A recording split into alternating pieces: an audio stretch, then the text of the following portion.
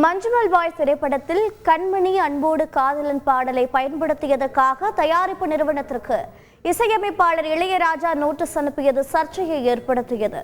இந்த விவகாரம் குறித்து படத்தின் இயக்குனர் இன்று விளக்கம் அளித்துள்ளார். தகவல்களை விவரிக்கிறார் செய்தியாளர் ராமச்சந்திரன்.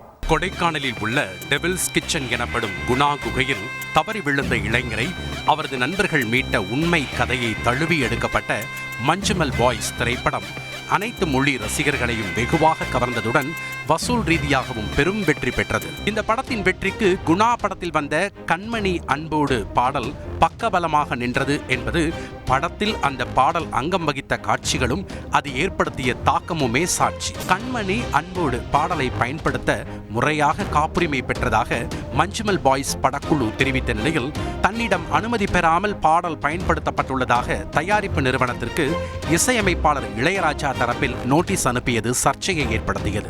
இந்நிலையில் பாடலை பயன்படுத்துவதற்கான உரிமை பெறப்பட்டு அதற்கான தொகையும் கொடுக்கப்பட்டிருப்பதாக மஞ்சுமல் பாய்ஸ் இயக்குனர் சிதம்பரம் தரப்பில் இன்று விளக்கம் அளிக்கப்பட்டுள்ளது. அதேபோல் இளையராஜா தரப்பு நோட்டீஸ் தங்களுக்கு இதுவரை கிடைக்கவில்லை என படத்தின் தயாரிப்பாளர் ஷான் ஆண்டனி தகவல் தெரிவித்துள்ளார். செய்தியாளர் ராமச்சந்திரன் வழங்கும் கூடுதல் தகவல்.